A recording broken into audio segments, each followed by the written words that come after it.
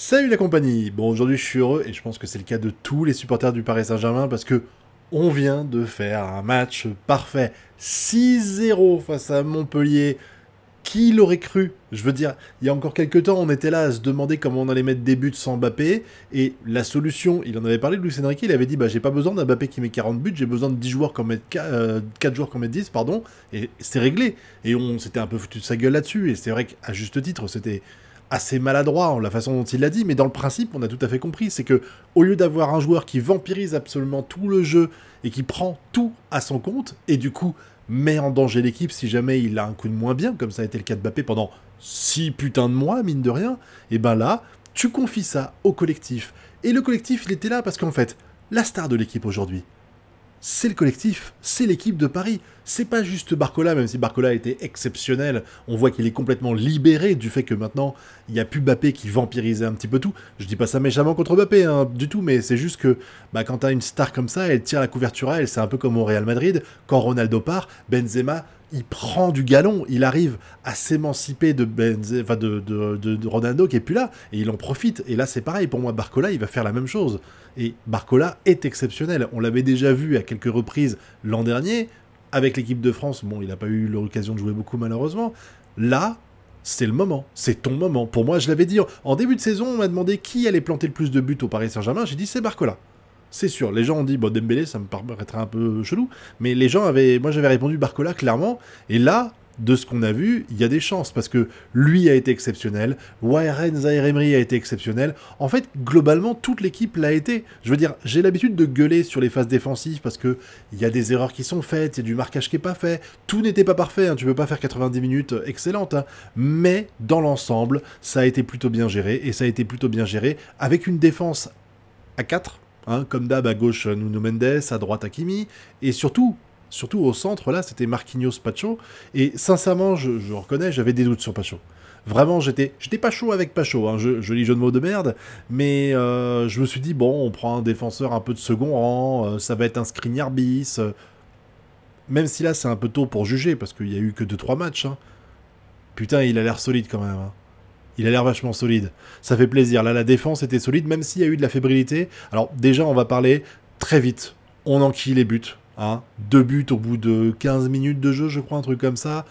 C'était le meilleur moyen de débuter le match. Et ce que j'avais peur, en fait, c'est que ça arrivait à plusieurs reprises les saisons précédentes, c'est que Paris lâche un peu. Ils se disent, bon voilà, on gagne 2-0, on va gérer l'avance qu'on a et c'est réglé. Pas du tout. Ils ont continué. T'as l'impression qu'ils voulaient taper le record de buts, quoi. Ça s'arrêtait pas.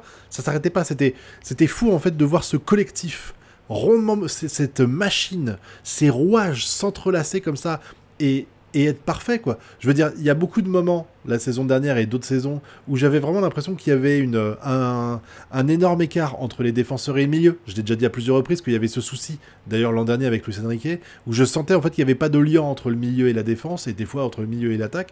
Là, c'était pas le cas. Là, les milieux de terrain ont aidé les attaquants mettaient la pression sur les défenseurs adverses pour essayer de récupérer le ballon, et ça arrivait à de nombreuses reprises, que ce soit avec Dembélé, avec Asensio, avec Barcola, ils pressaient l'adversaire, ils le mettaient en danger, comme nous on était en danger l'an dernier pour les mêmes raisons, et où j'avais l'impression qu'il ne se passait rien de l'autre côté. Là, ça bougeait. C'était cool de voir ça, et les milieux, ils repliaient un petit peu pour aider les défenseurs à pouvoir relancer le ballon intelligemment. Non, vraiment, on a vu une équipe collective. On a vu une équipe collective, et ça, c'est super bon signe pour la suite, quoi.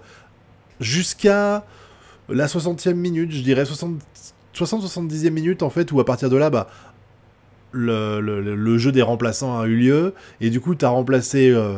c'est Kolo Muani qui est rentré, Lee, Fabian Ruiz aussi, et Désiré Doué. Désiré Doué qui a vraiment... bien, enfin, le peu de temps où il a été sur le terrain, franchement, c'était incroyable. Mais c'est vrai que dès que d'un coup, tu changes toute l'attaque quasiment, t'enlèves, tu mets Lee, tu mets Kolo Muani, bon bah, je veux pas être méchant avec Kolo Muani, on va dire qu'on tire sur l'ambulance, mais clairement, il a pas le niveau, quoi. Alors espérons que ça change, mais c'est quand même vachement, vachement triste ce qui se passe, et du coup, t'as senti l'équipe de Paris reculer un petit peu, même si ça les a pas empêchés de planter un but, hein, merci Kangli qu'on a mis un, mais c'est vrai que quand tu vois une attaque là, avec un Dembélé qui tire la couverture à lui, il arrive à attirer les joueurs sur lui, ce qui fait que les autres sont beaucoup plus libres de leur mouvement. Un Asensio qui a joué son rôle de neuf plus de faux neufs que de neufs, je trouve, où il a énormément bougé. C'est pas un numéro 9, genre il est en attaque et il attend pour planter des buts et il bouge pas trop. Là, vraiment, il a beaucoup permuté avec Barcola. Ça arrive à de nombreuses reprises qu'il s'échange un petit peu les positions, ce qui permet de perturber un peu les défenseurs, et ça, c'était super cool. Et puis bon, Barcola qui a été un génie, hein, encore une fois, ça a été magique. Mais ce qui m'a surtout choqué dans ce match-là, c'était Neves.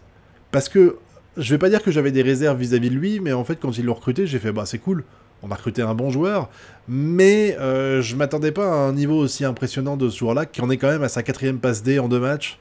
Hein.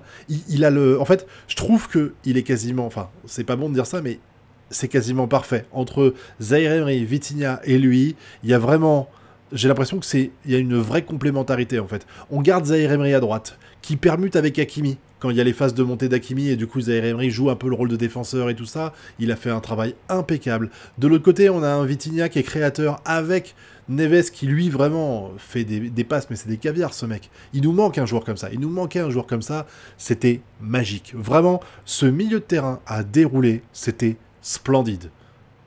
J'ai pas l'habitude de faire autant de compliments au Paris Saint-Germain, donc il faut en profiter un peu, peut-être que la semaine prochaine, ça sera pas le cas.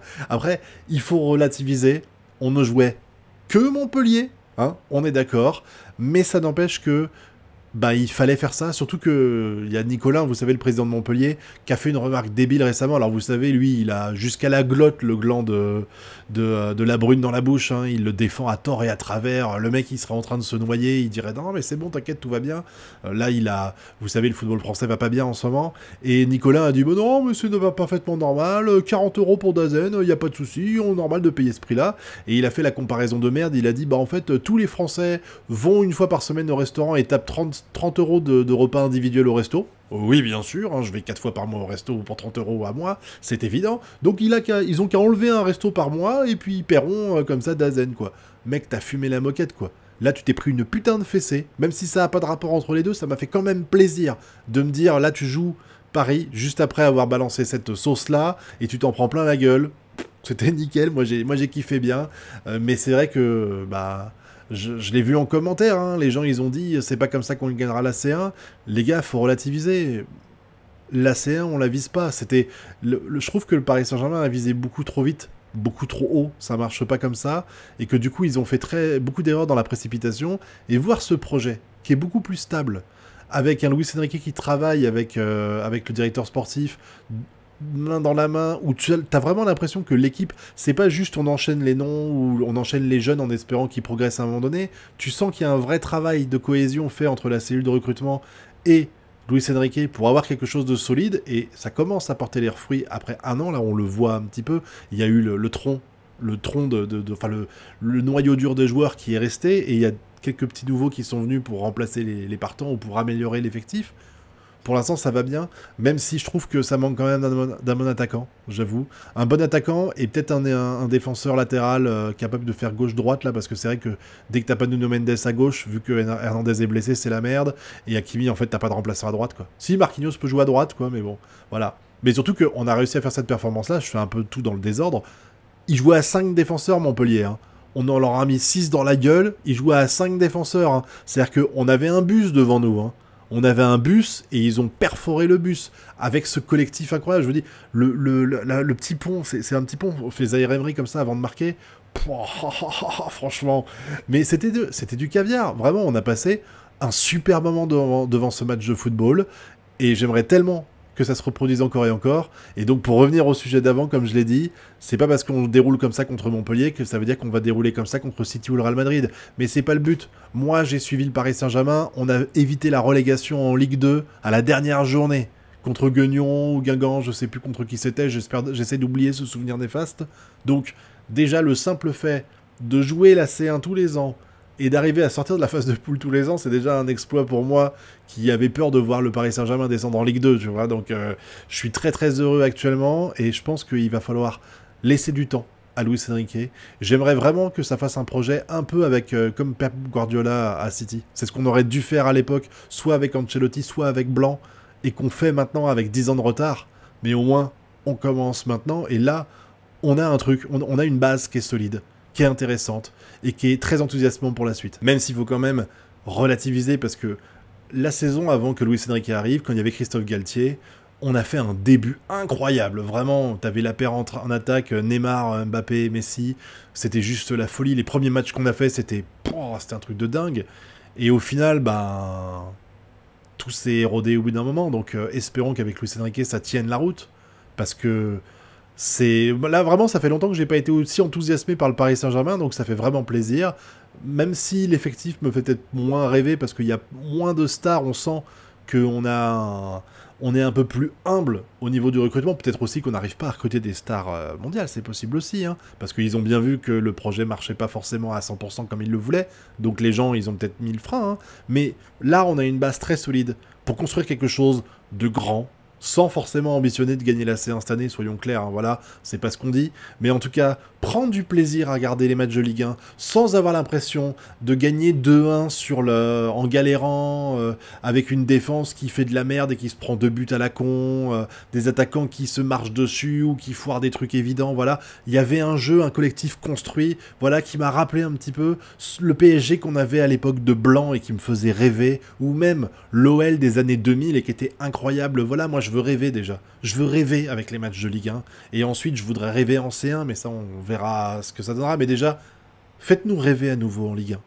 Parce que ça n'a pas été souvent le cas ces dernières années. Donc faites-nous rêver à nouveau en Ligue 1.